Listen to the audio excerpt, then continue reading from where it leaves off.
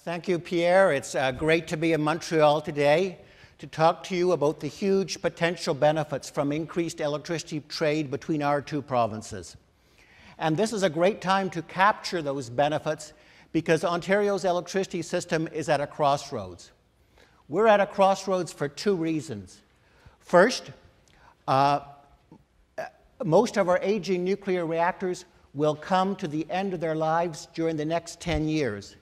And as a result, we have the opportunity to rebuild our power system from the ground up.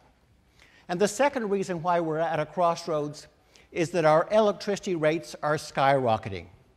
And as a result, all of our political leaders are now looking for new options that can actually lower our energy bills.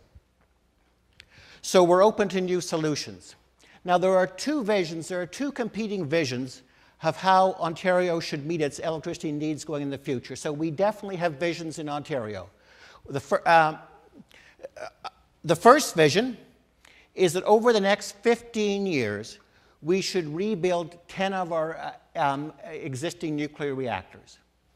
According to this vision, we would remain dependent on high-cost, unreliable, and inflexible nuclear power to 2050 and beyond, and our electricity rates would absolutely go through the roof. This is a vision. In my view, it's actually a nightmare, but this vision or nightmare is actually the official policy of the Government of Ontario. Remain dependent on high-cost, unreliable nuclear power to 2050 and beyond, keep on pushing up our electricity rates. Now, the second vision is that we should invest in energy conservation and we should invest in green energy and move to a renewable energy future for Ontario. And the great news is that in cooperation with the province of Quebec, we have the ability to move Ontario to a 100% renewable electricity grid by 2030 and lower our energy bills.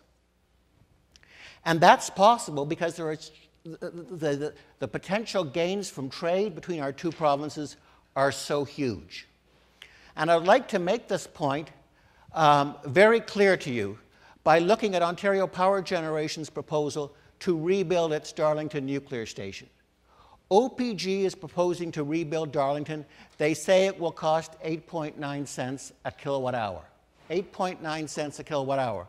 And then on the other hand, in Quebec, according to the Quebec Energy Commission, you have a large and rising surplus of electricity that you're exporting to the United States, and most of this electricity you're exporting to the United States at an average price of 3 cents a kilowatt hour. Now I ask you, does it make sense? Does it make sense to rebuild Darlington at a cost of 8.9 cents a kilowatt hour when you people in Quebec are exporting power to the US at 3 cents a kilowatt hour? Well, to ask the question is to answer it. It doesn't make sense. It simply doesn't make sense to rebuild Darlington at 3 times the price of Quebec's electricity exports to the United States. So what we're proposing is a better alternative. We're proposing that Ontario should sign a 20-year deal with Hydro-Quebec, a long-term electricity supply agreement at 6 cents a kilowatt hour, double what you're getting from the Americans. And under this deal, we could cancel the Darlington rebuild project, and it would lower our electricity rates by $700 million a year, or $14 billion over 20 years, over the length of the contract. And it would also be advantageous for Hydro-Quebec. This contract would increase your profits, Hydro-Quebec's profits, by $700 million a year, or $14 billion over 20 years. So that's what we're proposing. Huge potential economic benefits for both of us. And this deal would eliminate approximately 80% of your surplus power that the Quebec Energy Commission is saying you'll be exporting for 3 cents a kilowatt hour. So that's our first proposal for increased trade between our two provinces. But the good news is that there are at least 3 additional opportunities for profitable three additional opportunities for profitable trade between our two provinces. And they are energy efficiency, wind power, and electricity storage. Let's start with energy efficiency. By investing in energy efficiency, Hydro-Quebec could reduce the energy bills of its domestic customers and free up more of its existing heritage hydro capacity for export to Ontario. And these export sales could be very profitable for Hydro-Quebec because they could help us avoid the need for the Bruce nuclear station rebuild, which would also be a very high-cost project. And so you can increase your export capacity by doing energy efficiency, reducing your domestic demand, freeing up more of your existing heritage capacity. And in this context, it's important to note that Quebec's electricity consumption per person is the highest in the world, the highest in the world. So we believe that you have a huge untapped energy efficiency potential, which you could use to increase your exports to Ontario and the States. Now let's turn to wind energy. I think probably most of you know that in December, Hydro-Quebec signed contracts for over 400 megawatts of new wind power from private sector companies. And the average price of this wind power was 7.6 cents per kilowatt hour. And that includes the incremental transmission costs. So what does this tell us? It tells us that Quebec wind power can also meet Ontario's electricity needs at a lower cost than rebuilding our nuclear reactors. And the third other opportunity is electricity storage. And other speakers have alluded to this. But with your huge, vast hydroelectric reservoirs, these are a great storage system that can convert Ontario's wind power resources from an intermittent, unreliable source of power to a firm, baseload, 24/7 source of power. And this is how it could work. When Ontario's wind power production is above average, we would export the surplus to Quebec to help keep the lights on in Montreal. Hydro-Quebec could therefore store more water in its hydroelectric reserves, and when our wind power production in Ontario is below average, then Hydro-Quebec could use that extra stored water and to export power back to Ontario. So that way we could turn our wind power resources with your storage facilities into a firm, baseload, reliable source of power for Ontario that could help replace our nuclear units.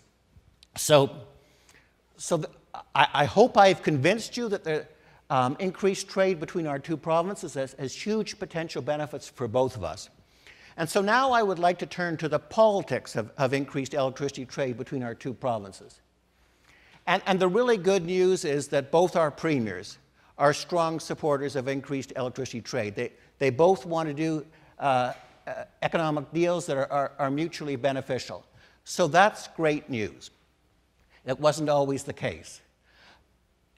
And the other great news from the Ontario perspective is virtually everyone in Ontario supports water power imports from Quebec that will lower our energy bills. Virtually everyone in Ontario, even if they happen to be in favor of nuclear power, believe that water power is a superior option for producing electricity. So there's huge public support from the public for water power imports that will lower our bills. Now, of course, but there is one barrier. There's only one barrier in Ontario to doing a long-term deal, and that is the nuclear lobby. And unfortunately, this is a very powerful special interest group. The nuclear lobby is incredibly politically powerful in Ontario, and it's distorted our electricity decision-making for decades. And I just want to give you an idea of how powerful this lobby is. So who are its members? Well, first and foremost, Ontario Power Generation and Bruce Power. They are the two largest electricity generation companies in Ontario. They are very pro-nuclear. And then Bruce Power is privately owned. And who are its two major shareholders? Well, the first one is TransCanada. that company that wants to build the Keystone and Energy East pipelines. So it's also an important member of the nuclear lobby. Bruce Power's second major shareholder is the OMERS Pension Fund, which is also very politically powerful in Ontario political circles. It's the pension fund of the Ontario municipal employees. And then there's the unions, the two unions that represent the workers, the employees at the nuclear reactors, Power Workers Union and the Society of Energy Professionals. They're part of the nuclear lobby.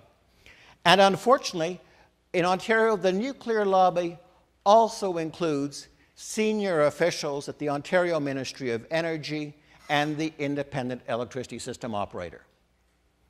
Many of these senior officials would rather protect the nuclear industry than reduce bills for Ontario's electricity consumers. And many of these senior officials will do their best to persuade Premier Wynne to not sign a long-term electricity supply agreement which could jeopardize the Darlington or Bruce rebuild projects. And I think it's interesting to note in this context that the Independent Electricity Systems Operators' employees are members of two unions that have a 7% equity interest in the Bruce B nuclear station. So if the Independent Electricity System Operator, on behalf of the Government of Ontario, signs a sweetheart deal with the Bruce nuclear station, instead of importing lower-cost power from Quebec, well, then the employees of the Independent Electricity System Operator will be better off financially. So that's what we would say is an apparent conflict of interest. Nevertheless, I believe that we can beat the nuclear lobby because Ontario's voters want lower bills. And we will continue to do our best to build public support in Ontario for increased electricity trade between our two provinces. But I would also like to note, there's something that Hydro-Quebec could do to get a deal, to get a long-term deal with Ontario for electricity. Hydro-Quebec could make a public offer of a fair market price that it would give to Ontario for a long-term electricity contract. And if Hydro-Quebec publicly offered Ontario a fair market price, Premier Wynne would have to say yes. She would simply have no choice. If Hydro-Quebec were to offer Ontario a fair market price for a long-term contract which would lower our electricity bills, any Premier of Ontario would have to say yes. So thank you for your attention.